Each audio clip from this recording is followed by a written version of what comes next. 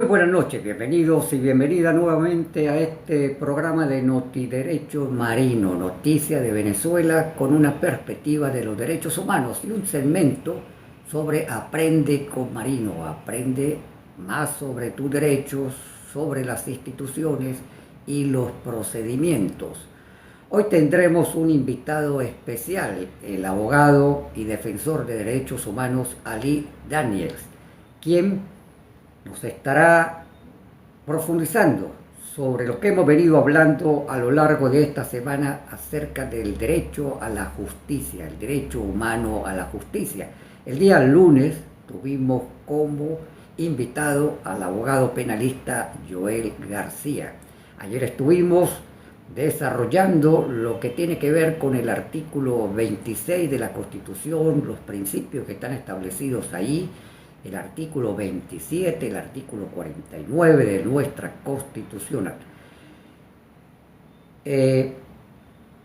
Empiezo con las noticias y voy a empezar por una noticia que tiene que ver con la detención que se había realizado hace pocos días de un expreso político, un joven de 28 años, Luis Eduardo Peroso.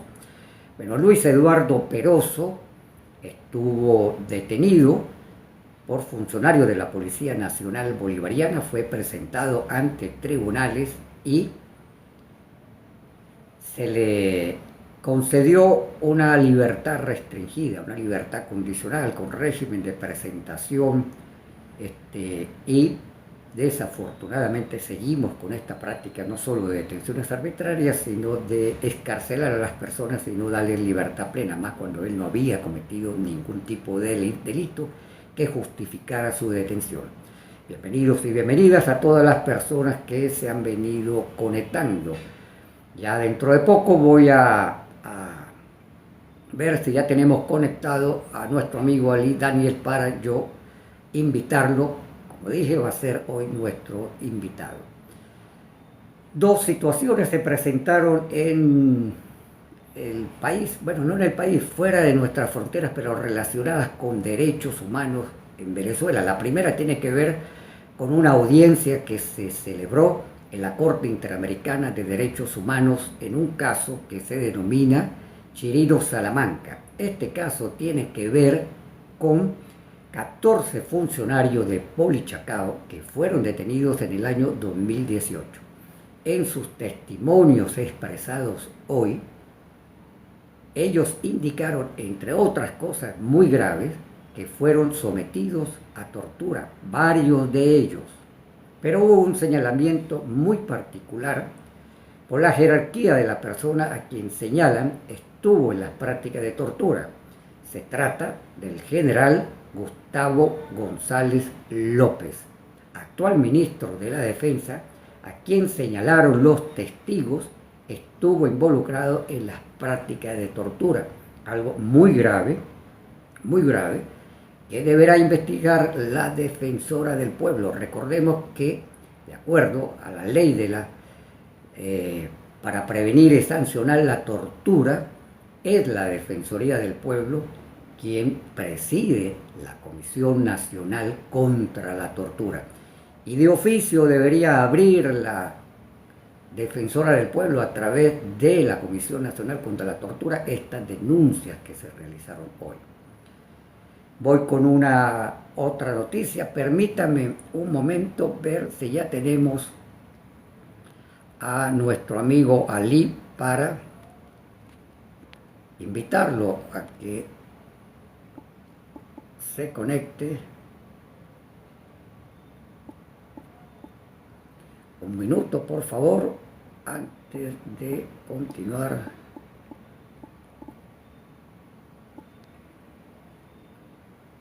Antes de continuar acá, no veo todavía a nuestro amigo acá de Acceso a la Justicia, que me dice que no está en el live. Si estás por ahí, por favor me puedes escribir, Ali Daniel, por favor.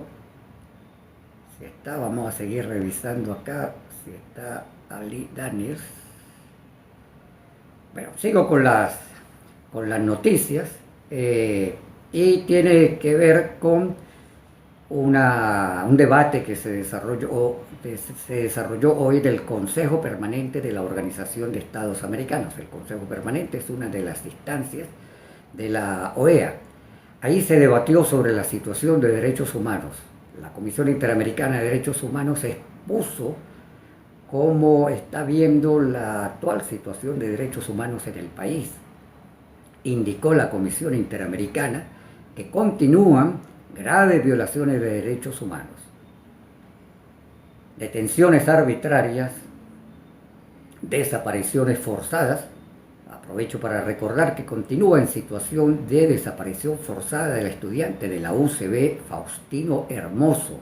Ya son 6 días en situación de desaparición forzada. Entonces, esto confirma lo que está diciendo la Comisión Interamericana de Derechos Humanos. Se mantienen en Venezuela en 2026 las desapariciones forzadas, también las prácticas de tortura, e igualmente señalaron que continúan las situaciones de censura. Sigo buscando por acá a nuestro amigo Ali Daniel para ver si ya lo tenemos por acá conectado. Ali Daniel, para nosotros invitarlo. Ya saben que es nuestro invitado en el día de hoy, Ali Daniel. Vamos a estar hablando sobre el derecho humano a la justicia. Seguimos acá, acceso a la justicia. Me disculpan.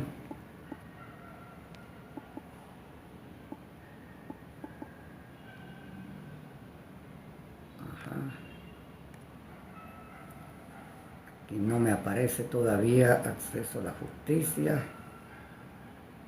Voy aquí un momentico, me disculpan esta interrupción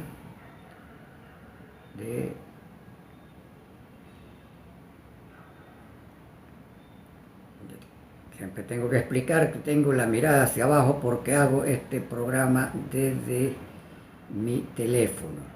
No veo lamentablemente todavía conectado a nuestro invitado de hoy, Ali Daniel, a través de la cuenta de acceso a la justicia. No lo veo aquí. Saludos a Joel García, quien está conectado y fue nuestro invitado el día lunes. El día lunes también veo por acá conectado a Mauro Zambrano, dirigente sindical.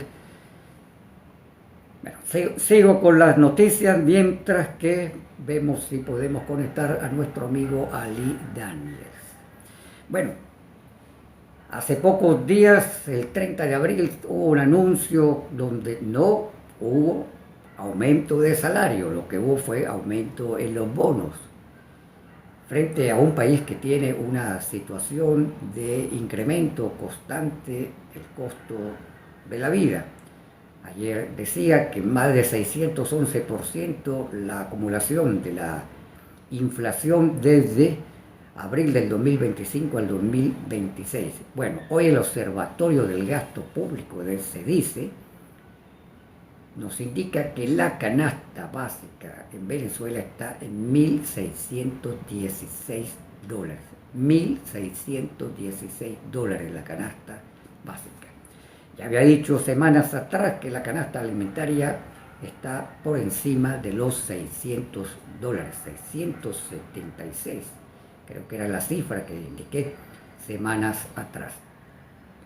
Voy con una última noticia que tiene que ver con una denuncia que hace la Asociación de Profesores de la Universidad Central de Venezuela. En estos anuncios que hizo Delcy Rodríguez el 30 de abril, ella indicó que se iba a dar un bono de responsabilidad profesional a varios sectores, entre ellos los profesores universitarios. Bueno, la Asociación de Profesores Universitarios, a partir de la información que tiene de los profesores de la UCB, indica que al menos el 75% de los profesores no recibieron ese bono de responsabilidad profesional, no lo recibieron, y que el 90% de los profesores jubilados no lo han recibido, por eso reclaman que debe cumplirse que el 100% de los profesores universitarios deben recibirlo y el 100% de los profesores jubilados también. Esta es la denuncia que realiza la Asociación de Profesores de la Universidad Central de Venezuela. Con esto culmino lo que tiene que ver con noticias de Venezuela con una perspectiva de derechos humanos para que podamos entrar a continuar dialogando, hablando sobre el derecho a la justicia.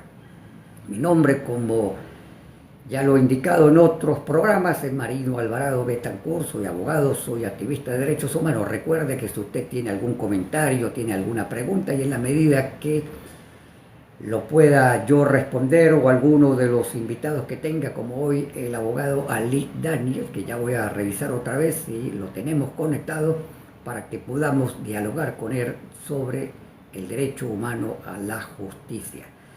Mis saludos a todas las personas que están conectadas. Déjame por aquí, sigo buscando por acá para ver si tenemos acceso a la justicia por acá, conectado.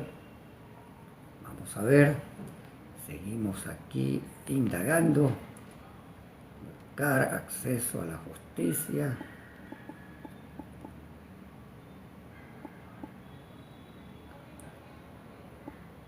Si estás por acá, Ali Daniel. Ajá, aquí está acceso a la justicia. Me sigue apareciendo que no está acceso a la justicia. Saludos a Elvira y José Pernalete, quienes están conectados en este momento. Mis saludos, sigo por acá. Vamos a ver, me permiten acá ustedes, por favor, Ali Daniel, si me puedes escribir por acá para invitarte y podamos hacer el programa contigo. Ali se estará conectando desde la cuenta de Acceso a la Justicia.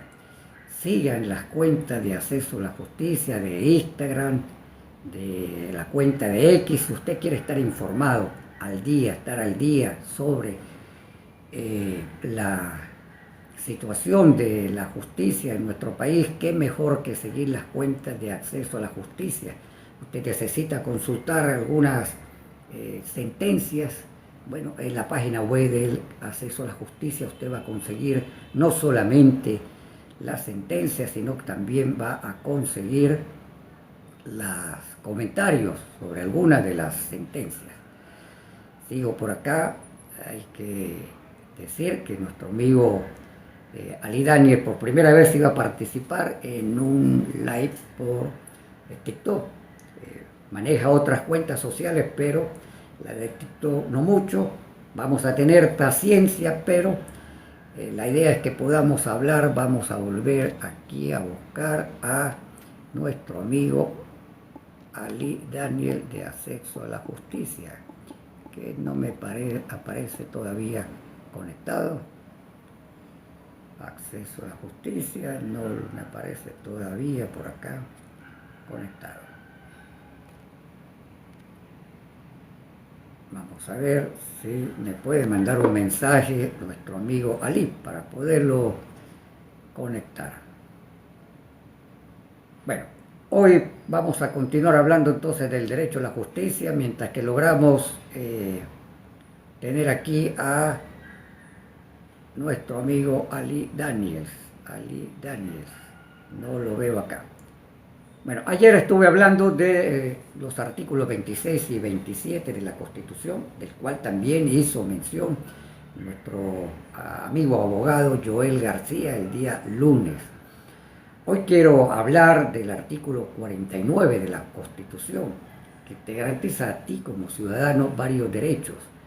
Y es muy importante porque ayer comentaba que a veces cuando hablamos de derecho a la justicia, muchos lo asocian a derecho penal, pero no, es que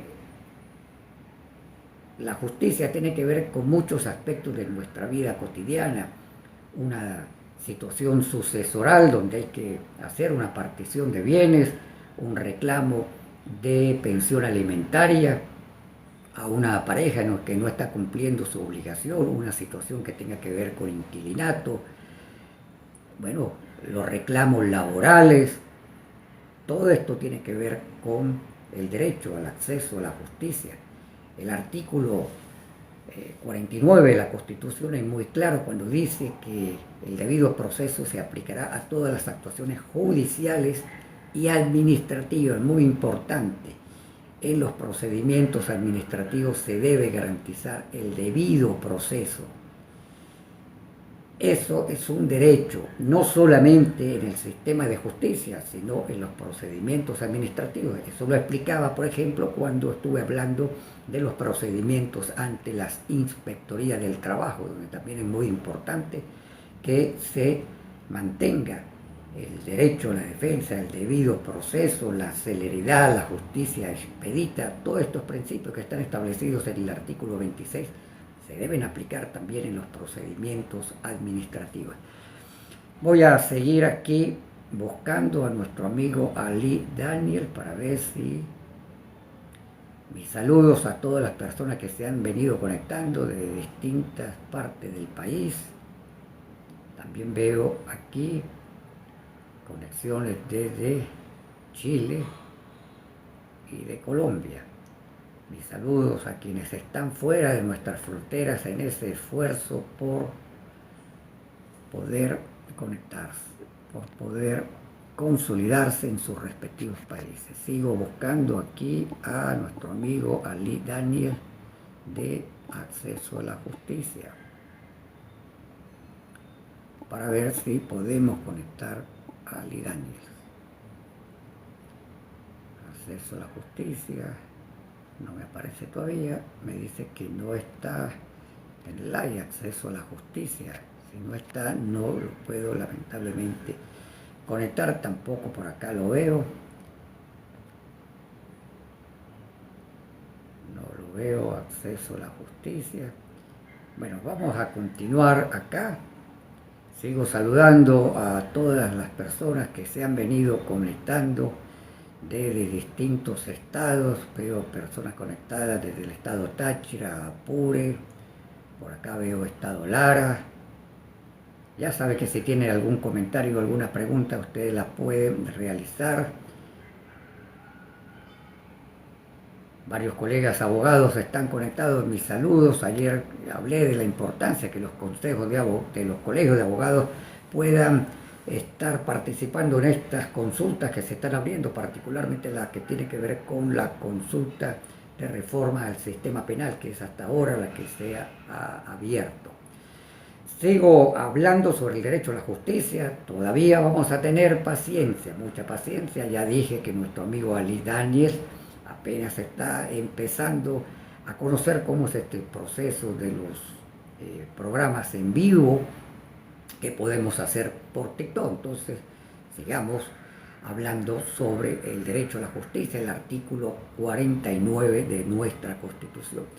El artículo 49 nos dice que el derecho a la defensa y la asistencia jurídica es un derecho inviolable. He venido señalando cómo muchas de las personas que fueron detenidas después del 28 de julio del 2024 se les impidió el derecho a la defensa, porque parte del derecho a la defensa es que se pueda, la persona que está siendo procesada pueda designar su abogado de confianza, pueda tener la mejor asistencia jurídica, la que él pueda designar, y en última instancia, si no tiene los recursos económicos, para eso está la defensa pública, pero la defensa pública es accesoria.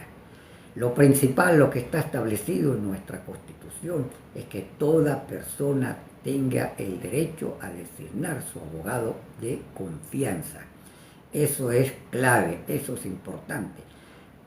Hay que decir que desde el 3 de enero para acá han empezado a tener un comportamiento distinto algunos tribunales, incluyendo los tribunales contra terrorismo, quienes están permitiendo que algunos procesados que tenían impuestos a abogados públicos empiecen a designar abogados de confianza. Esto es muy importante, es parte de estos cambios pequeños que se están dando, pero no dejan de ser importantes luego del 3 de enero, que todos sabemos lo que ocurrió en el país el 3 de enero. Otro elemento, ayer lo explicaba, ponía ejemplos. Toda persona se presume inocente. Usted no puede ser obligado a que se declare culpable. El Estado tiene que demostrar que usted es culpable. Hasta tanto no haya una sentencia definitiva, porque recuerde que usted tiene el derecho, si hay una sentencia que lo condena, a que usted apele. Si hay una sentencia que le declara sin lugar el proceso judicial que usted está llevando, laboral o por pensión de alimentos, usted tiene derecho a acudir a una segunda instancia, y en materia penal el derecho a apelar. Esa situación será evaluada por un tribunal superior y tomará las decisiones.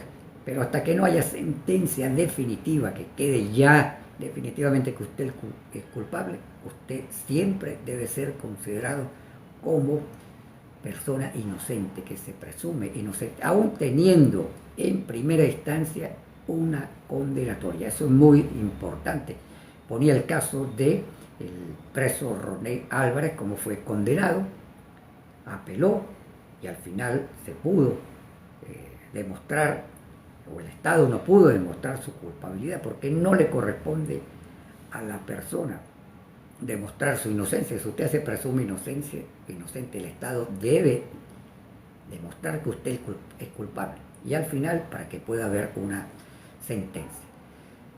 Seguimos por acá buscando a nuestro amigo Ali Daniel para ver si ya lo tenemos conectado para poderlo incorporar aquí y que podamos dialogar con Ali Daniel. Vamos a tener un poco de paciencia, muy importante que podamos tener a nuestro amigo Ali Daniel. Vamos a ver aquí, seguimos. Saludos a todas las personas que se mantienen conectadas, las que se están incorporando nuevamente desde distintos estados, desde varios países. Gracias a quienes se mantienen conectados. Sigo por acá, vamos a buscar a nuestro amigo Ali Daniel, acceso a la justicia.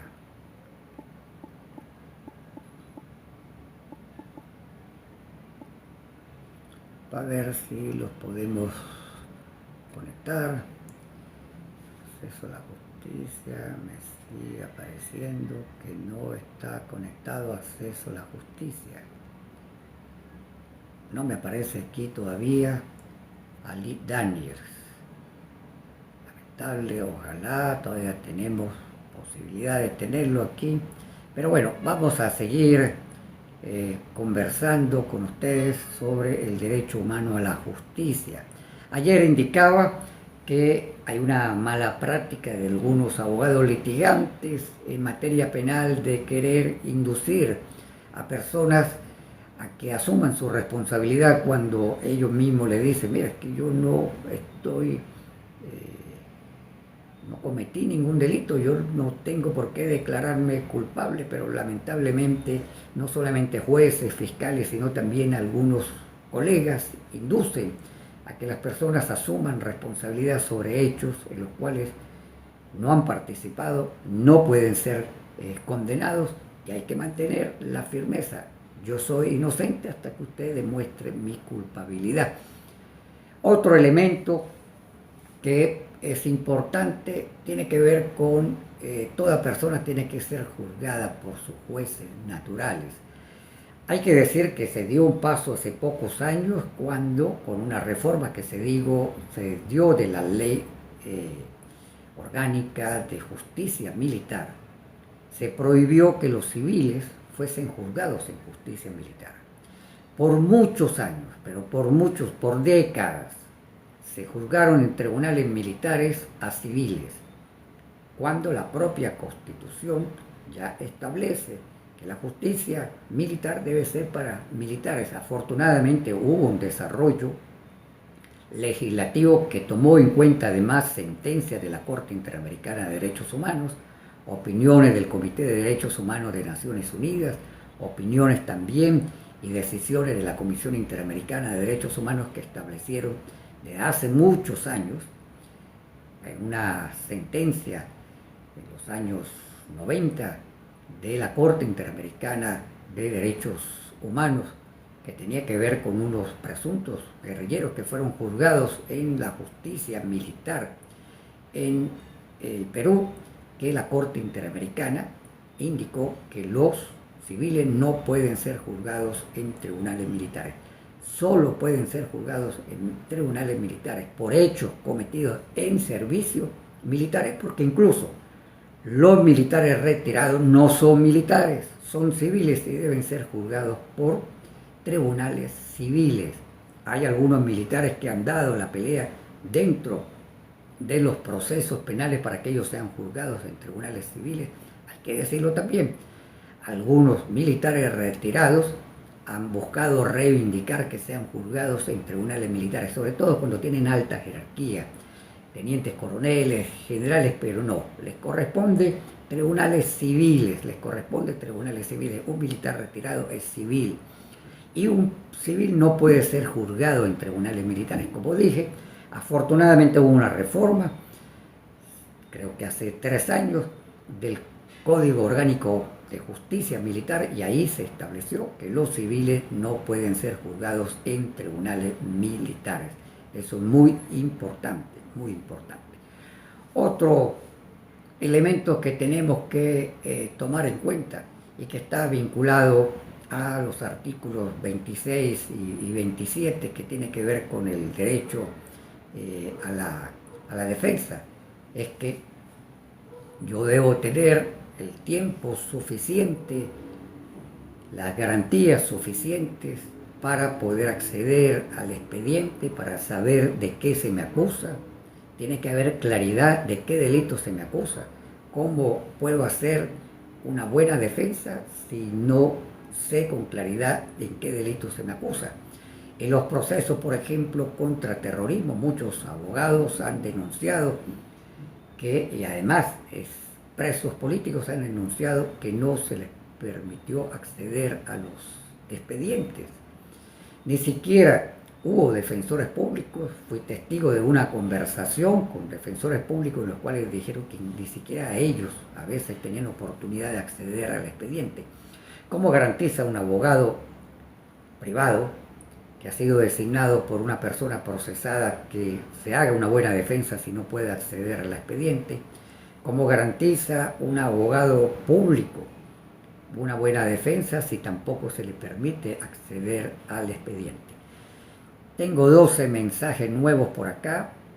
Voy a tratar de leer algunos, pero voy a ver si tenemos a nuestro amigo Ali Daniel. Ahora sí tenemos a Ali Daniel. Qué bueno, ya te estoy enviando la invitación.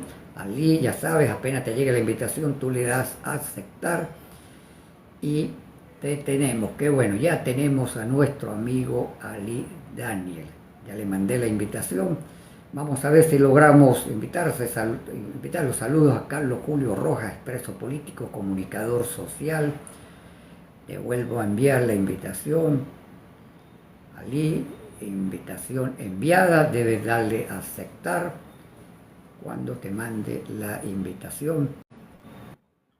Ya tenemos por acá aplausos a nuestro amigo Ali Daniel. Ali, ¿me escuchas? Finalmente, hola Marino, ¿cómo estás? Claro, tranquilo, con paciencia, hermano, con paciencia. Tienes que activar la cámara. Por ahora, exactamente. Qué bueno, qué bueno. Bueno, como venía indicando desde el lunes, nuestro invitado especial hoy es Ali Daniel, que tiene 3 particularidades, quiero destacar. En primer lugar, es defensor de derechos humanos desde hace mucho tiempo. En segundo lugar, es un abogado que se ha dedicado a hacerle seguimiento a todo lo que tiene que ver con el proceso de justicia. Y en tercer lugar, es colega mío porque es magallanero. Entonces, tenemos no solamente un colega que es defensor de derechos humanos, que es abogado, sino también que es del ilustre equipo de los Magallanes. Así es, mi amigo Ali. Ajá. Orgulloso magallanero, así es. Orgulloso magallanero. Entonces, bueno, son tres cualidades muy importantes, muy importantes. Ali, te voy a ceder el derecho de la palabra para que tú te presentes, pero antes que te presentes te quiero poner un poco en contexto. El día lunes estuvimos hablando con Joel García, quien está por acá conectado. Saludos, Joel. Estuvimos hablando con Joel sobre esta consulta que se abrió para la reforma del sistema penal. No sabemos todavía, sabemos que la va a coordinar como secretario de esta consulta el actual fiscal general de la República, Larry DeBoe, pero no se ha informado cuánto tiempo va a durar la consulta, cuál va a ser el mecanismo para recibir las distintas propuestas que se hagan. Entonces estamos todavía, digamos, con un anuncio bastante general. También estuvimos hablando ayer y desarrollando el artículo 26 de nuestra Constitución, los principios que ahí están establecidos, el artículo 27 de la Constitución. Hoy, mientras que te conectabas, el artículo 49. Pero hay algo muy bueno, después que te presentes, Ali, que me gustaría que nos hablaras, porque hay algo muy bueno que hace Acceso a la Justicia en sus pronunciamientos cuando saca un comunicado. Ya he venido diciendo que deben seguir la cuenta de Acceso a la Justicia, muy importante, sobre todo los que son colegas abogados que están conectados, que nos están viendo de distintas partes del país. Es que ustedes dicen, y a ti, ciudadano, ¿cómo te afecta esto? ¿Cómo te afecta una sentencia? ¿Cómo te afecta el sistema de justicia? Vamos a empezar hablando cómo afecta al ciudadano el actual funcionamiento del sistema de justicia. Pero primero, Ali, ¿quién eres tú? Además de ser colega, defensor de derechos humanos, abogado y magallanero. Muchas gracias, Marino. Sí, bueno, abogado egresado de la UCAP y durante muchos años profesor de Derecho Internacional Humanitario y Derechos Humanos. Y bueno, ya desde hace más de 10 años, ya 12 para ser exacto, estoy en Acceso a la Justicia trabajando en lo que tiene que ver con el monitoreo del Poder Judicial y el Estado de Derecho. Y en este sentido, bueno, hemos seguido muy de cerca todo lo que tiene que ver con el Poder Judicial y vemos con muchísima preocupación cómo se están haciendo cambios que se quieren vender como cambios estructurales, pero que lamentablemente no han pasado de ser cambios de caras, ¿no? Que como es el caso del fiscal y el caso de la defensora, eh, justamente porque tanto en el caso de la defensora como en el caso del fiscal, no hubo ninguna transparencia en el proceso, y en el caso particular del fiscal se presentaron candidaturas con una elevadísima capacidad profesional, como es el caso de la profesora Magali Vázquez, y sin embargo ella no fue elegida, poniendo en evidencia que el proceso no está hecho para elegir a los más capacitados, sino para escoger a los que convenga por razones políticas. Y en el caso de la defensora, la Constitución exige que se tenga una comprobada experiencia en materia de derechos humanos, y con independencia de que la defensora haya tenido una carrera académica muy buena, nunca ha ejercido como defensora de derechos humanos, de modo que no cumple con ese requisito. Entonces, con ese precedente, ahora se presenta este tema el nombramiento de magistrados, y con mucha preocupación vemos que primero se constituye el comité preliminar de postulaciones sin que se sepa quiénes iban a ser los sustituidos, quiénes habían renunciado o jubilado, sin saber nada. Y de repente, entonces, hace unos días se sabe que hay unos que salen jubilados con posterioridad, y todavía más sorprendente fue que, sin que estuviera en la agenda legislativa, porque eso hay que destacarlo, no estaba en la agenda legislativa que se anunció a principios de este año, una reforma a la ley orgánica del Tribunal Supremo, y de repente, de un día para otro, aparece como punto de agenda de la Asamblea Nacional la ampliación de el Tribunal Supremo de Justicia de 20 a 32 magistrados.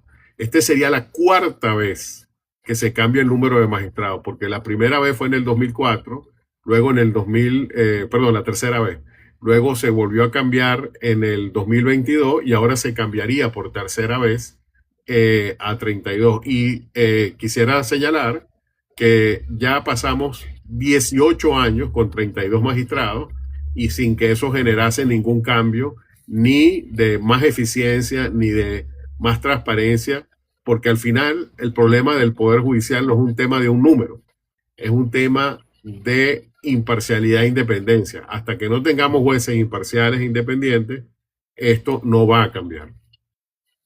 Tú decías, recuerda que estamos hablando con el abogado Ali Daniel de la organización Acceso a la Justicia. Ali, tú en un pronunciamiento que hiciste por la cuenta de X decía, no necesitamos más magistrados, lo que necesitamos es magistrados con tales características. ¿Qué se requiere? O sea, ¿qué magistrados necesitamos en el Tribunal Supremo de Justicia?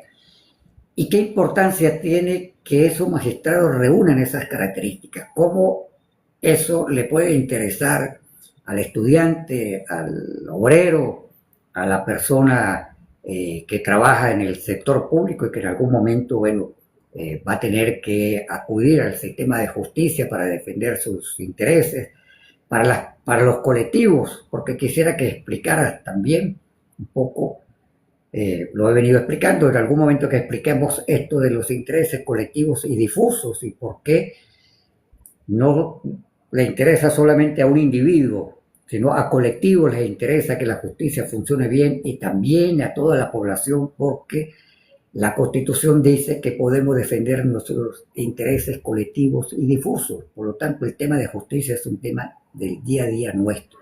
Está conectado con la realidad. ¿Qué importancia tiene que podamos tener estos magistrados que se ven a lo mejor? La gente dirá, bueno, pero es que yo nunca voy a acudir al Tribunal Supremo de Justicia. Eso, a mí que estén allá, que no tengan muchas cualidades, eso no me importa. ¿Por qué es importante tener magistrados que reúnan las condiciones que establece la Constitución? Sí, para traducirlo en términos sencillos, un juez que reúna las condiciones que la Constitución establece es un juez que no tenga miedo a decidir contra el poder. Es decir, si un juez ve un abuso ante que un ciudadano le denuncie cometido por una autoridad policial o por una autoridad de cualquier poder público, ese juez, si actúa en razón de su cargo, debería decidir en contra de los intereses del poder con tal de que se protejan los derechos de los ciudadanos. Y lamentablemente en Venezuela, cuando una persona va a tribunales no tiene esa expectativa y esa es la triste realidad. Lo hemos visto y para que se entienda que esto no es un tema político, hemos visto como por ejemplo el Poder Judicial no protege a las mujeres víctimas de la violencia, las mujeres que son golpeadas, que son vejadas por violencia, por ejemplo, al día de hoy no tienen refugios donde ampararse porque el Estado no ha creado esos refugios y el Poder Judicial no ha hecho nada tampoco en ese sentido. De hecho, ni siquiera todavía al día de hoy, luego de tantos años de aprobada la ley contra la violencia de la mujer, no hay tribunales especializados en materia de mujer en todos los estados, en la mayoría, pero no en todos todavía. Es una deuda que se tiene. No podemos decir tampoco que haya una protección por parte de los tribunales de los niños, niñas y adolescentes. De hecho, al día de hoy, como tú bien sabes, todavía hay un caso de una menor que está detenida por razones políticas. ¿Dónde están los tribunales que han de ampararla y deberían someterla al procedimiento especial que rige en materia de niños, niños y adolescentes? No se protege al niño y al niña y adolescente en este país. No, cuando un juez es independiente e imparcial, Marino, cuando por ejemplo en una audiencia un detenido señala y le dice al juez, han abusado de mis derechos, me han golpeado, o me han vejado, o me han maltratado, y el juez toma medidas y sanciona a los responsables. Eso no ocurre en los tribunales venezolanos. Entonces, cuando hablamos de independencia y parcialidad, no estamos hablando de una cosa etérea, una cosa teórica, estamos hablando de que es necesario que los magistrados del Tribunal Supremo puedan decidir en protección del ciudadano. ¿Por qué? Porque en el esquema, en el diseño constitucional venezolano, el Tribunal Supremo es el director del Poder Judicial. El Tribunal Supremo es el que nombra a los jueces. El Tribunal Supremo es el que debe supervisar la buena prestación de los servicios públicos, el servicio de justicia. Entonces, por ejemplo, usted, como tú bien dices, bueno, la gente dice, bueno, yo nunca voy al tribunal, eso no me afecta. Eso no es cierto, porque cualquiera se divorcia, por ejemplo. Solo para divorciarse necesitas ir a un tribunal. Y si en ese tribunal te piden dinero o como ocurre muy cotidianamente, te piden papel para poder imprimir la sentencia o te hacen esperar 2 años por una decisión que deberías tomarse en un mes o en 2 meses, ahí vemos cómo el ciudadano se enfrenta a un leviatán, a un gigante contra el cual no tiene nada que lo proteja. Entonces, por eso es importante que los magistrados del Tribunal Supremo primero comprendan la realidad de lo que es la justicia en Venezuela, que en realidad es un sistema de injusticia. Segundo, vean las carencias, porque hay que entender primero cuáles son las carencias del sistema para tú ver en qué lo puedes mejorar. Pero si tú, desde que estás ahí, te incorporas, es para defender al gobierno, obviamente no vas a tomar ninguna medida para cambiar un sistema que no funciona, un sistema que además es clasista. Es decir, eso, y ojo, y esto de clasista no lo digo yo, esto lo dijo la presidenta encargada cuando anunció este tema de la reforma, cuando dijo que la justicia penal era una justicia que lo que hacía era condenar a los pobres. Cosa que aplaudo que la presidenta encargada diga, porque efectivamente es así. La justicia venezolana, la justicia penal, es una justicia que solo condena a los pobres. Entonces, el cambio que va a hacerse es de tal magnitud que si no tenemos magistrados que entiendan las carencias del Poder Judicial, que entiendan la falta de preparación de muchos jueces, que entiendan todo el proceso que se necesita para aquellas jueces de carrera, esto va a mantenerse como hasta ahora ha sido, un Poder Judicial que cada vez es peor, donde además la corrupción es algo cotidiano y donde sobre todo las personas no tienen ninguna expectativa de justicia. Entonces, por eso es importante entender que además este Tribunal Supremo que se está nombrando, para que se tenga, bueno, ¿y cuál es qué importa que sea otro tribunal afecto al oficialismo si total hemos tenido todos los anteriores igual? Bueno, pero resulta que en esta oportunidad, además de que se dice que va a haber cambios, pero hasta ahora ningún cambio ha sido estructural, tenemos la posibilidad, porque todo apunta que eso va a ser así, que en algún momento, ojalá sea en el corto plazo, haya procesos de elección para elegir, por ejemplo, a la presidencia de la República. Y la pregunta es, ¿este tribunal que se está constituyendo ahora es garantía de que se respete la soberanía popular? Yo creo que la respuesta la conocemos todos. Gracias, Ali.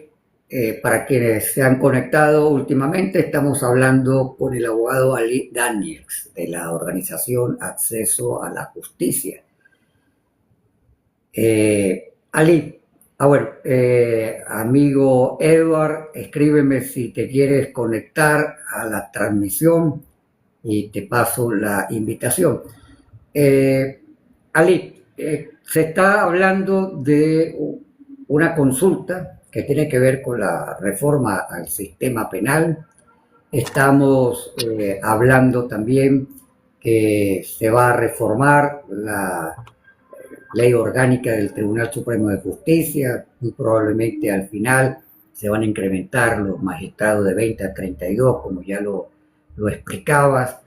Hemos venido teniendo, lo decía Joel García, algunos pasos positivos, muy pequeños, pero que no dejan de ser importantes. Por ejemplo, que los tribunales de terrorismo se ha empezado a permitir que los procesados puedan designar sus abogados de confianza. ¿Cuál pudiera ser una radiografía de lo bueno, lo malo y lo feo del sistema de justicia en este momento?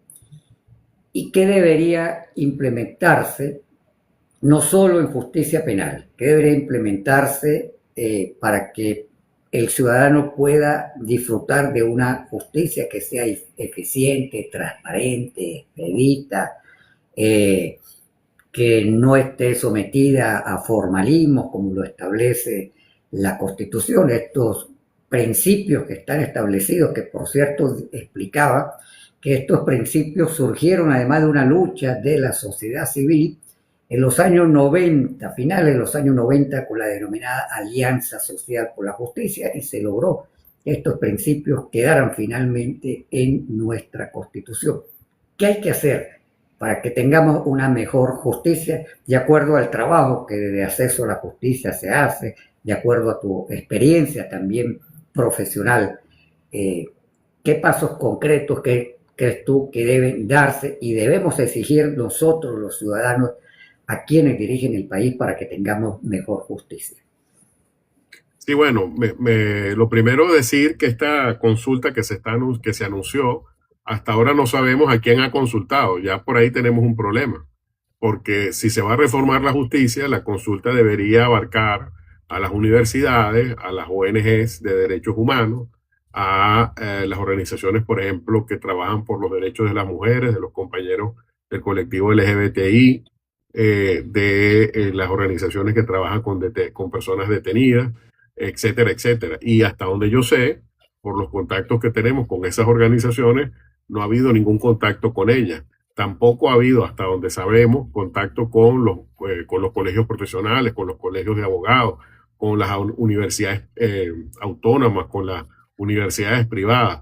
Es decir, esto implica un enorme esfuerzo para que precisamente todos los afectados por el sistema de justicia, que como al final digo, somos todos, podamos intervenir, pero hasta ahora solo se ha pasado el anuncio y lo que ha ocurrido son contactos muy puntuales de personalidades del poder público, como el caso del fiscal, con algunas ONG, pero sin un método vinculado o sin una metodología clara para el tema de la reforma. Sí sé que las organizaciones que se han reunido, por ejemplo, con el fiscal, le entregaron documentos donde hacían propuestas, pero eso no es una metodología de trabajo, porque el fiscal no es la comisión que fue encargada, forma parte de ella, pero no es la comisión. Entonces, lo primero es que haya una metodología clara, transparente, donde quede constancia, por ejemplo, cuáles son las propuestas que se presentan, cuándo se hacen, que esas presentaciones puedan hacerse de forma pública, para que quede constancia de las propuestas que se hagan. Y eso, pues al día de hoy no ocurre, y por el contrario, lo que ocurre es que salen estas sorpresas, como la reforma del número de magistrados, que además yo quisiera aclarar que ya hay estudios al respecto de que en el caso de tribunales colegiados, el número más idóneo, comprobado estadísticamente, es el de 3 para un tribunal colegiado, porque a partir de 5 o más magistrados es más complicado el tomar decisiones. Incluso, o sea, lo digo porque de hecho hay salas del Tribunal Supremo que no tienen ningún tipo de problemas de retardo procesal y que además es un hecho histórico, como es el caso de la sala civil. Entonces no es cierto que el Tribunal Supremo sea el problema del retardo procesal, precisamente porque es muy difícil llegar al Tribunal Supremo. Para llegar al Tribunal Supremo hay que pasar por la primera instancia, por la segunda instancia, y poca gente tiene la capacidad económica para ir a un recurso de casación en el Tribunal Supremo. Entonces, el problema no está ahí, el problema del retardo procesal está en los tribunales de instancia. ¿Por qué? Porque no tenemos suficientes tribunales penales. Por ejemplo, para que tengamos una idea, en Venezuela hay alrededor de 2.300, 2.400 tribunales. Eso es un tema que no podemos precisarlo porque justamente no hay información pública al respecto. Otra deuda que estos 20 magistrados y los anteriores a ellos nunca han dado cifras claras sobre este tema. Pero partiendo de ese aproximado, podemos hablar que la justicia penal de esos 2.300 está entre 600 y 700 jueces. Eso no es suficiente. Eso es un número muy pequeño de jueces que no da abasto para todas las necesidades que hay. Y ahí está el primer problema. Luego hay un segundo problema, que es que tampoco hay suficientes fiscales. Entonces no es posible que haya fiscales con 1.000 causas, con 2.000 causas, con 3.000 causas, así como hay jueces con 2.000 y 3.000 causas. Pero precisamente porque no se tiene una política clara, porque no se dan números, no se da cuenta de cuántos casos entran a los tribunales, pero lo que sí se sabe es que hay un retardo bárbaro y además de ese retardo, Eso es, yo quisiera enfatizar que el retardo judicial, además de ser una rémora terrible para la justicia, es un aliciente para la corrupción, tanto en el caso de fiscales como en el caso de jueces. Entonces, por eso es importante que se aumente el número de fiscales, el número de jueces, y más importante que se aumente ese número, es que haya una carrera judicial. Porque ¿qué es lo que pasa, Marino?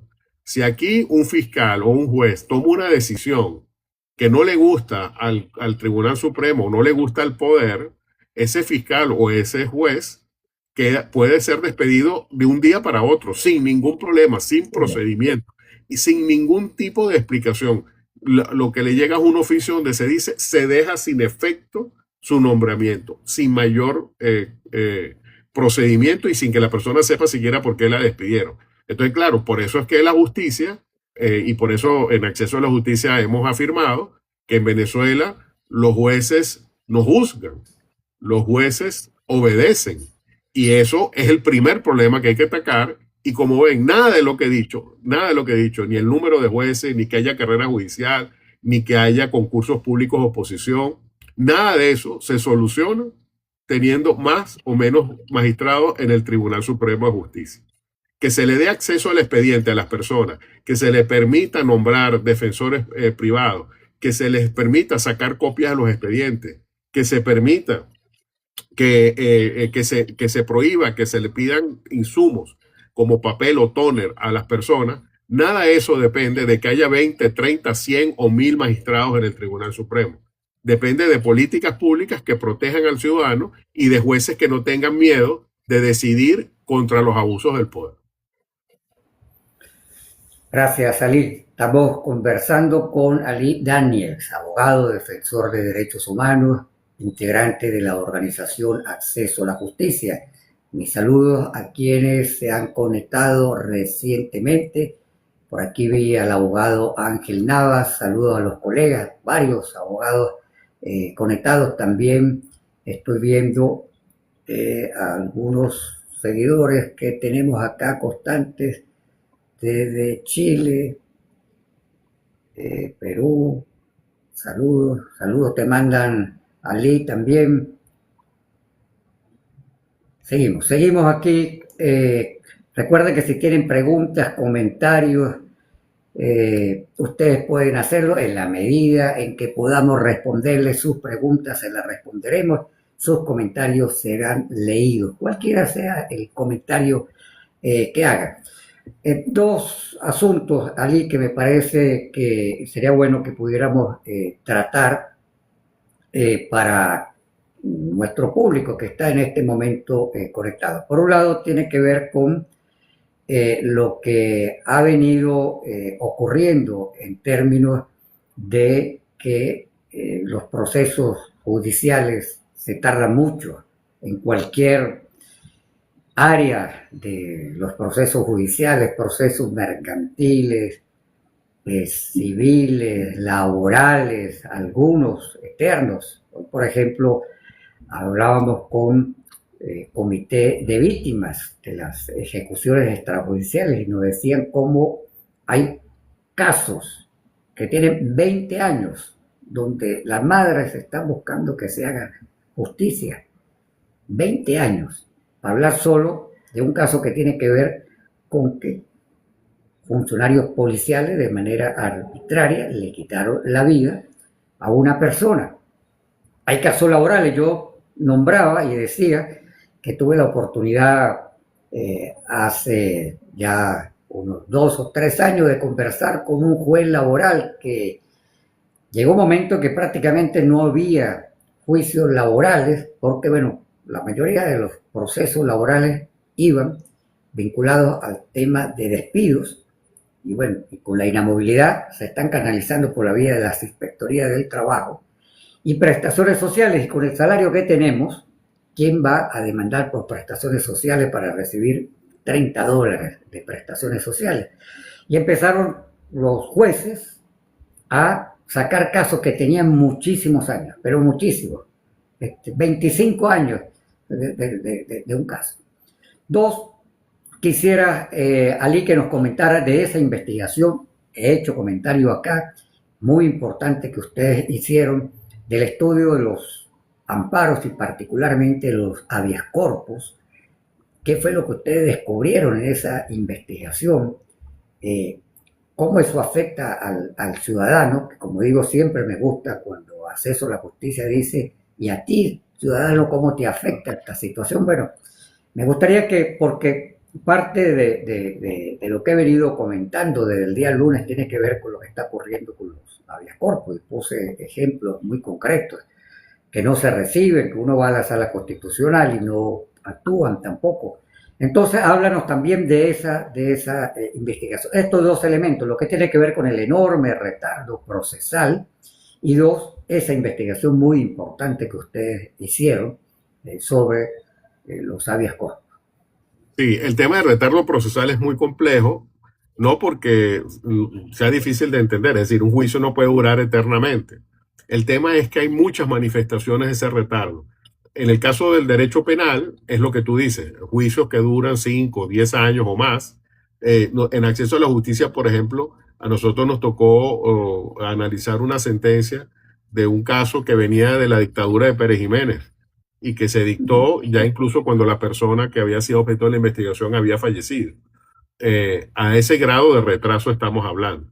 Y en el caso de la administración pública, tenemos un problema. Y es que en el caso de la administración pública, usted va a la sala político-administrativa o usted va a la sala constitucional a impugnar un acto del Estado, un acto administrativo, y lo primero que le puede decir un abogado serio es no lo hagas, salvo que, bueno, no tengas más remedio. ¿Por qué? Porque vas a perder. Me explico. En el Tribunal Supremo, el Estado nunca pierde un juicio.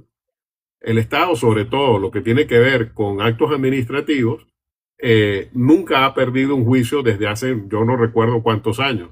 Hay un famoso libro del profesor Antonio Canova, que creo que era del 2010 o del 2011, y ya en aquella época relataba cómo de un universo de cientos de casos, si acaso uno o dos casos lo ganaba un ciudadano, y era porque tenía situaciones tan excepcionales, tan extremas, que no había más remedio que darle la razón al ciudadano. Y le pongo un ejemplo, ¿no? Por ejemplo, en ese libro se habla de un caso de una fiscal que ganó su caso contra la fiscalía porque había sido destituida por estar embarazada.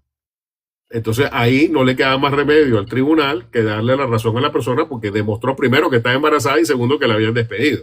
Entonces eran casos tan extremos que solo ahí era cuando se hacía esa excepción a la regla. Y eso ha ocurrido hasta el día de hoy, donde usted ve, y eso simplemente ver la sentencia de la sala político-administrativa, donde ve que en juicios constantemente se le da la razón. La otra es, la otra vertiente del retardo procesal, es el no decidir y echarle la culpa, y esto es una cosa curiosa, el tribunal no decide en lo que tiene que ver con el contencioso administrativo, pero le exige al demandante que todos los años vaya al Tribunal Supremo y diga: quiero que se dicte sentencia, quiero que se dicte sentencia. Entonces pasan 5 años y la persona tiene que pagarle a un abogado 5 años para que vaya al tribunal y diga: quiero que se dicte sentencia, quiero que se dicte. Y si falta un año, entonces el tribunal dice: bueno, usted pidió durante 9 años que se dicte sentencia, pero en el 10º se le olvidó, y yo declaro que usted perdió el interés y declaro sin lugar la demanda porque usted perdió el interés.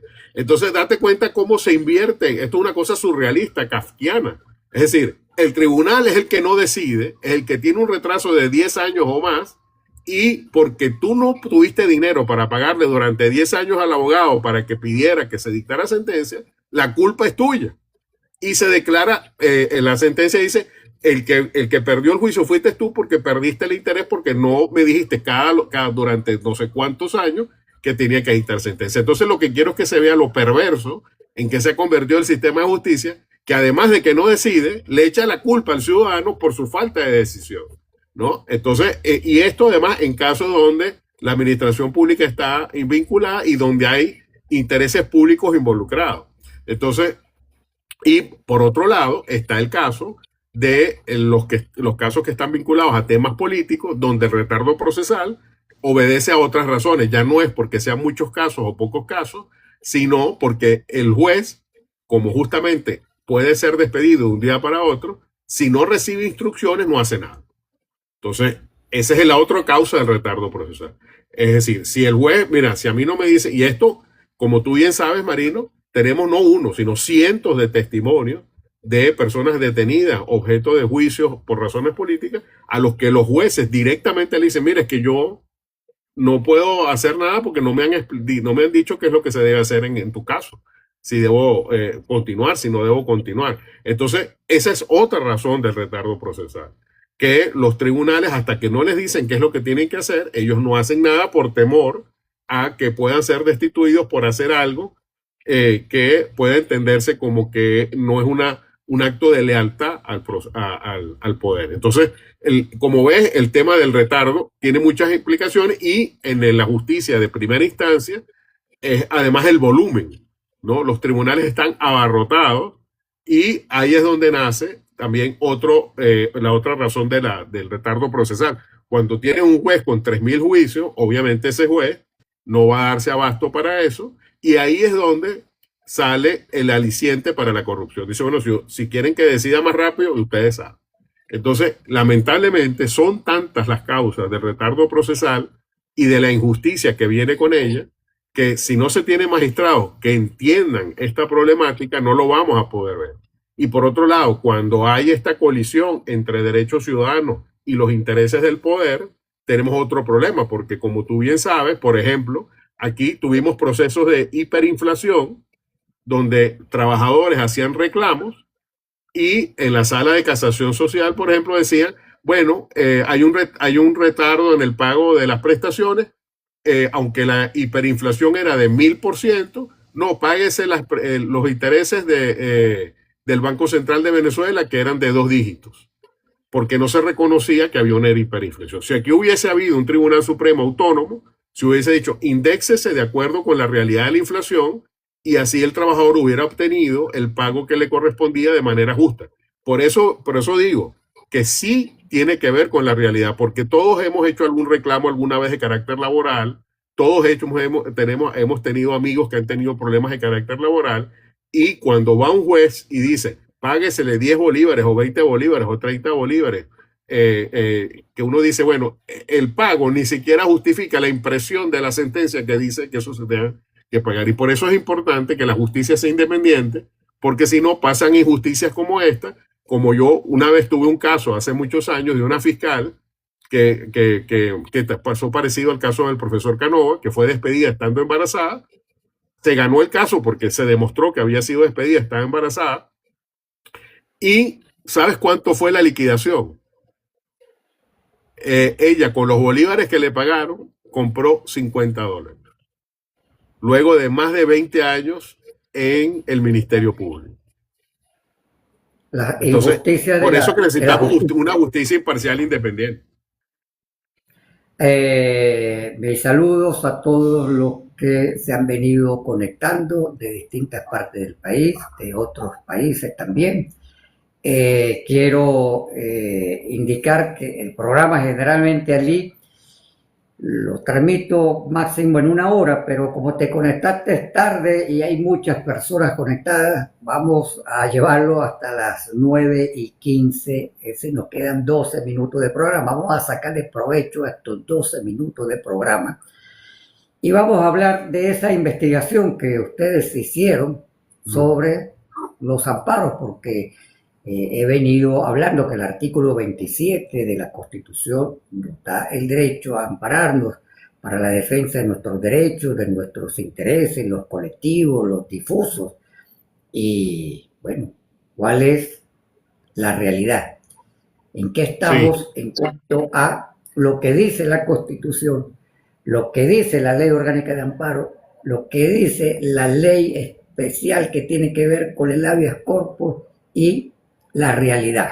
Entonces, porque creo que es muy importante que quienes están en este momento acompañándonos puedan conocer de esa investigación. Sí. A mí en particular el tema del habeas corpus me interesa muchísimo, porque el habeas corpus es la primera institución del Estado en la historia de la humanidad en protección del ciudadano.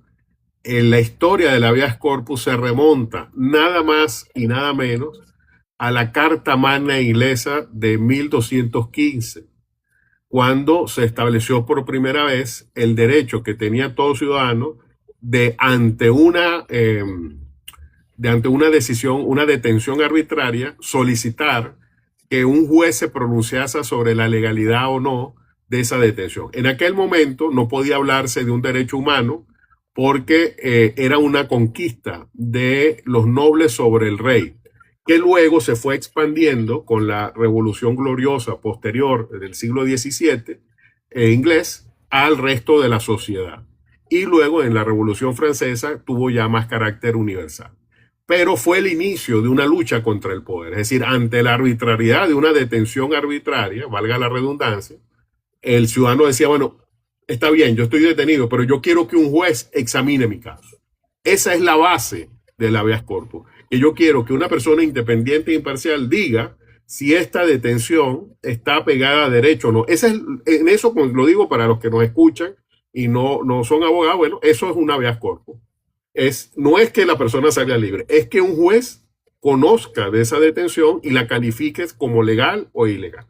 Entonces, por eso es que en el caso venezolano es particularmente delicado este tema. Y Acceso a la Justicia tomó 3 años de jurisprudencia de la Sala Penal, porque es el único tribunal penal que publica sentencias, y ahí tenemos un problemita, porque desde el año 2017 los tribunales penales dejaron de publicar sus decisiones. Entonces no sabemos cuántos habeas corpus se han presentado en los tribunales de instancia porque simplemente no se sabe, no se publican las sentencias penales. Y ahí, si se quisiera, Marino, eso se podría hacer de un día para otro porque la página web funciona. El tema es que los tribunales no quieren, no tienen la orden de que publiquen las sentencias, pero eso se podría hacer de hoy para mañana si eso fuera la decisión. Pero en todo caso... Tiene que ver con el principio de transparencia. Totalmente, totalmente. Entonces, lo digo porque si el Tribunal Supremo publica su sentencia y la página web de los tribunales de instancia funciona, ¿por qué no se publica? Pero bueno, entonces Acceso analizó todos los habeas corpus que se interpusieron durante 3 años en la sala penal, se examinaron más de 200 sentencias y sin que fuera sorpresa para nadie, durante ese lapso, de todas las 200 y tantas, creo que eran 222 sentencias, si mal no recuerdo, ¿cuántas sentencias se declararon a favor de quien solicitó el habeas corpus? Y esto es un número que lo digo con muchísima tristeza. Solo un caso. Pero ese único caso, Marino, además, era una negación del habeas corpus. ¿Por qué? Porque de acuerdo con la ley que rige el habeas corpus, todo el proceso, desde que se recibe hasta que se decide, debe ser realizado en un lapso de 96 horas. Una vez que se recibe el habeas corpus, el juez tiene que decidir en un máximo de 96 horas si se libera a la persona o si se ratifica la detención. Bueno, este único caso donde se dijo libérese a la persona, se decidió 5 años después. Entonces, y la persona ya tenía detenida varios años, o sea, tenía mucho más de 5 años detenida cuando se ordenó su liberación. Entonces la pregunta es, ¿ese habeas corpus donde se dijo libérese a esta persona logró su cometido? No, porque un juicio que dura más de 5 años, donde se le da la razón a la persona que estuvo injustamente detenida al punto que se ordenó su liberación, es un daño irreparable, porque ¿qué dinero en el mundo, si es que alguna vez se le da una indemnización a esta persona, va a repararle los años que estuvo detenida? Por supuesto que ninguno. Entonces, esto demuestra que en Venezuela la institución del habeas corpus es una institución inexistente. Y si a eso agregamos lo que tú has señalado reiteradamente de que no reciben los habeas corpus, que además es una práctica reiterada, incluso hay abogados que me han comentado que les dicen en taquilla, bueno, eso es cuando le presentan el habeas corpus, la persona de la taquilla les dice, bueno, eso está en revisión. Y pueden pasar días en revisión. ¿Qué significa revisión? Nadie lo sabe. Pero ya es una práctica estándar de que en las unidades de recepción y distribución de documentos le dicen a los abogados, espérese si le recibo o no el documento. Entonces dense cuenta que ni siquiera estamos hablando de que se decida el habeas corpus, es que se reciba, o sea, la mera recepción ya es un acto prácticamente insólito. Ahí te comento, Ali, que tuve la oportunidad de acompañar a la esposa de un funcionario de la Policía Nacional Bolivariana, estoy hablando de tiempos muy recientes, hace pocos meses, a la presentación de un habeas corpus. Cuando se presentó, en esta oportunidad se lo recibieron, le dijeron que viniera al día siguiente, que le iban a dar respuesta al día siguiente, porque tenía que consultar a quién consulta, pero generalmente es a quien preside el circuito judicial penal. Fue una semana después, no le dieron respuesta, estaba todavía en consulta, casi 15 días después, al día 12 de haberse presentado el habeas corpus, le dijeron que no se lo podían recibir. Que no se lo podían recibir. Es decir, si hay que decidirlo en 96 horas, hay que decidir, el juez tiene que decidir. Aquí se tardaron 12 días para decidir si se lo recibían o no. Y al final no le recibieron el escrito, o sea, no lo tramitaron, no se lo mandaron al juez. Y eso ocurrió en la unidad de recepción de documentos del Palacio de Justicia de Caracas. Esa es parte de la realidad que se vive. Yo ponía el ejemplo del caso de nuestro colega Eduardo Torres. Nos negaron el habeas corpus en el Palacio de Justicia, nos fuimos a la Sala Constitucional. Estuvo preso Eduardo Torres, defensor de derechos humanos, abogado, 9 meses, salió en libertad. Y la única actuación que hizo la Sala Constitucional, la magistrada de apellido Anderson, la única actuación que hizo fue decir que ella era designada como magistrada del caso. Es decir, la única actuación que hay es la designación de ella como magistrada. De hecho, no hay ninguno. Tenemos, sin exagerar, un poco para que veamos la realidad. Tenemos 5 meses pidiendo copia certificada de ese expediente. 5 meses.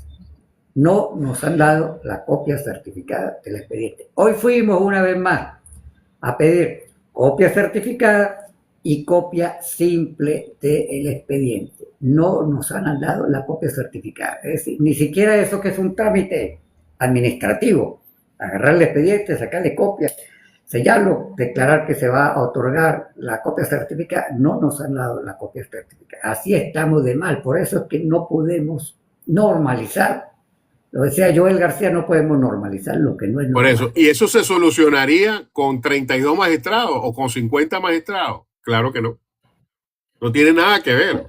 Por eso es que el decir, el reducir la solución de los problemas del Poder Judicial a un número de magistrados, realmente habla de lo lejos que está el poder de querer cambiar la justicia, de querer cambiar el sistema penal, de querer cambiar el sistema de justicia.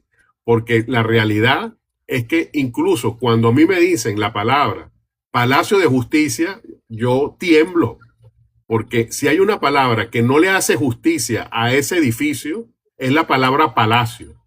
Porque precisamente no es un sitio donde se trate con benevolencia al ciudadano. De hecho, Marino, una de las cosas que hay que cambiar es esta etiqueta pequeño burguesa que se tiene de exigencias de vestimenta y de presentación de los ciudadanos en esos mal llamados palacios, que en muchos casos tienen exigencias clasistas y sexistas, ¿no? Lo digo porque conozco un caso de una persona que iba a pedir, una persona humilde que ni siquiera tenía dinero para pagar el pasaje aquí a Caracas, a pedir que se aplicase la ley de amnistía a un familiar, y a esa persona se le negó el acceso al mal llamado palacio porque iba en cholas. ¿Ok? Una persona, como digo, muy humilde, que lo que tenía, que ese era su calzado, no tenía otro calzado. Entonces, que se exija una presentación al ciudadano para que esté de acuerdo con una pseudo majestad de una justicia que no tiene majestad alguna, ya habla de un clasismo y de un sexismo que también tiene que ser revisado. Pero si usted no vive eso y si usted está como magistrado porque tiene una lealtad política, obviamente este tipo de padecimientos que recibe el ciudadano común le es completamente indiferente. Y por eso necesitamos jueces con criterio que sepan de lo que el viacruce que significa para cualquier ciudadano ir a tribunales por cualquier motivo, sea para divorciarse, sea para una solicitud de violencia contra la mujer o cualquier otra razón, porque lamentablemente el viacrucis es diario y cotidiano. Ahí quiero hacer un comentario que estaba planteando en estos días que tiene que ver con bueno, lo que viene ocurriendo en el Palacio de Justicia. Y es que tampoco se están garantizando las audiencias públicas. Eh, no hay facilidad del contacto entre las personas a quienes se les ha impuesto abogado público para poder reunirse con los abogados. Hay abogados públicos que le dicen, mira, que no le puedo dar más información porque tengo muchos meses sin poder acceder al expediente. Es toda una serie de situaciones que afectan el derecho del ciudadano en estos procesos penales. Pero yo insisto, y lo ha planteado Ali hoy también, la justicia tiene que ver con más allá de lo penal, tiene que ver con nuestra cotidianidad. Por eso es que es muy importante que nosotros podamos exigir derecho a la justicia. El problema de el derecho humano a la justicia no es un asunto de los abogados, y vuelvo a saludar a los colegas abogados que están conectados, no es un asunto de los fiscales, no es un asunto de los jueces, es un asunto nuestro, del ciudadano, del día a día. Y por eso es muy importante que nosotros exijamos que la justicia sea, como lo establece el artículo 26 de la Constitución, expedita, que decida rápido, transparente, como decía Lee, que se publiquen las sentencias, que los juicios sean públicos, que la justicia no esté sometida a formalismos, que el juez sea independiente. Es una serie de principios que nos corresponde a nosotros como ciudadanos defender.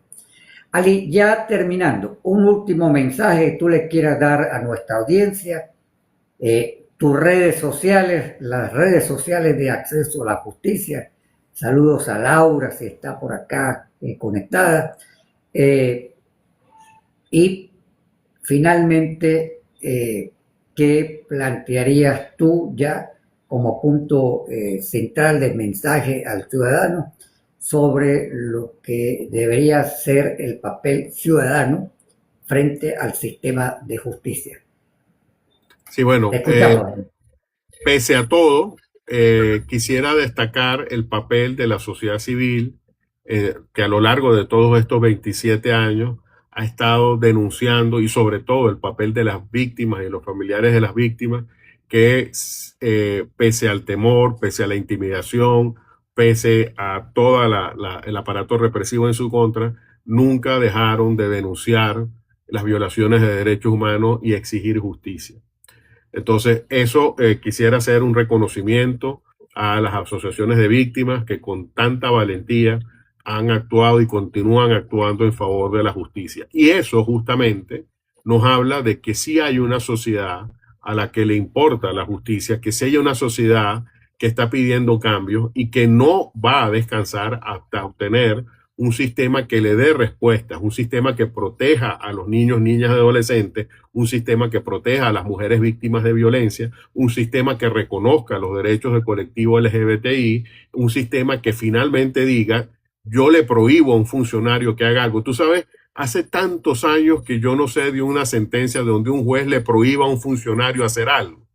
Eso que en otros países es algo tan común, tan cotidiano, en Venezuela es una cosa que sería un titular de prensa por varios días, ¿no? Porque no se conoce de estos últimos 27 años que se prohíba a ningún funcionario. Entonces, ese sueño que tenemos es perfectamente posible. La presencia de personas como Magali Vázquez ha demostrado que sí hay personas con capacidad e idoneidad moral para ser juez en este país y que sí hay capacidad para construir un sistema de justicia donde los jueces sean de carrera y puedan tener la posibilidad de tomar decisiones en protección de los ciudadanos. Entonces, esa esperanza está ahí, pero tenemos que como sociedad seguir empujando, seguir haciendo presión, seguir expresándonos en las redes y haciendo denuncias para que se vea que aunque el abuso esté ahí, la conciencia ciudadana y la lucha por la dignidad humana está por encima de esos abusos, y de esa esperanza me agarro para decir que la justicia no es un sueño, es una lucha por la que hay que seguir actuando y es una lucha posible. Busquemos una justicia real en esta Venezuela que tanto la necesita. Bueno, agradecidos a quienes nos están felicitando por el programa, Ali, te mandan saludos por el programa del día de hoy. El día viernes voy a tener como invitados a la señora Elvira y a José Pernalete. Ellos son del Comité de Familiares Víctimas, que se denomina Alfavip, de quien está hablando precisamente Ali, no solamente de ellos, sino de los comités de víctimas. Los padres del estudiante Juan Pablo Pernalete, lamentablemente asesinado un 26 de abril hace 9 años, pero con ello vamos a estar hablando precisamente de esa lucha por justicia y la importancia que tiene para las víctimas que haya un sistema de justicia efectivo. Mi saludo nuevamente a Elvira y a José, que los veo acá conectados. Ya saben, el día viernes entonces estaremos con Elvira y con José, que son un símbolo en el país de ejemplo de lo que es la lucha por justicia.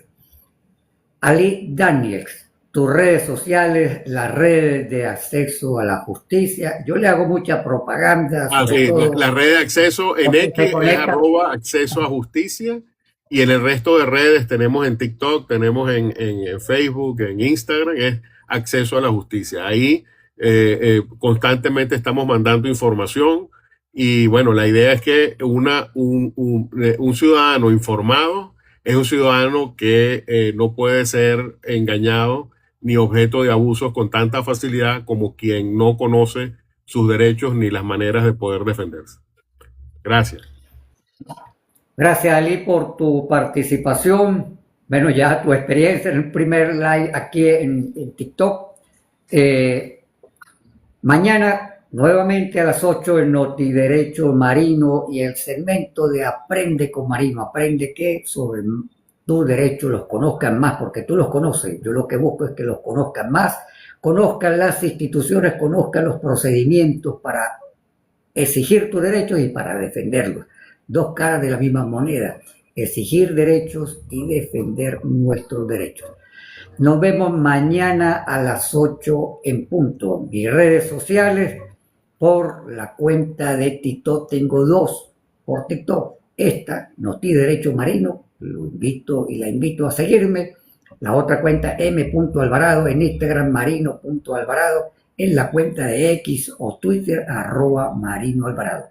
Que descansen, muy buenas noches, nos vemos a las 8 en punto mañana. Gracias, Ali. Salud.